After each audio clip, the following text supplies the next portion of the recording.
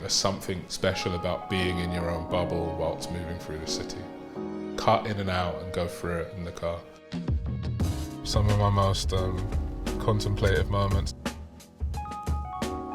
London's quite eclectic for trees.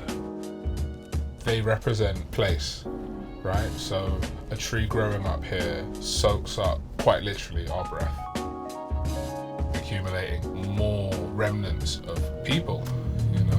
I think that's the thing for me, it's indicative of us. I'm a bit sloppy saying that they breathe out oxygen and we breathe in oxygen. In the most simplest form, we are quite literally tied to this material. I'm me, I guess. Olu Ogunnaike, a Nigerian artist born in London, South London specifically. Absolutely.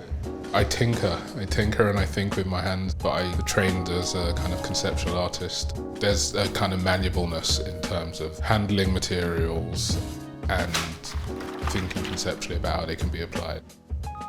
There's a heritage that I kind of like to trickle into, and for me wood being the most kind of prevalent material anchored to our development as individuals, as society, as community.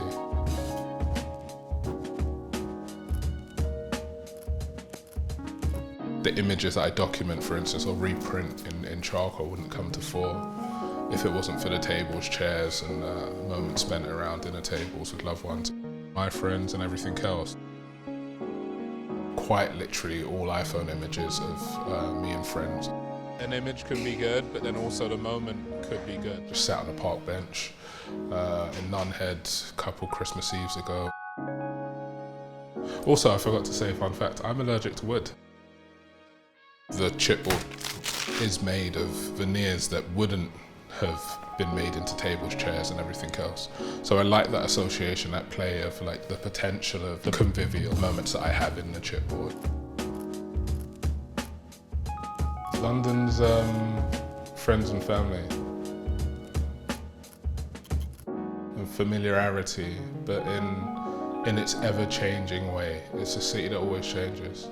But in a weird way, I'm kind of cozy and comfortable in that constant change because it's grounded by the people, right?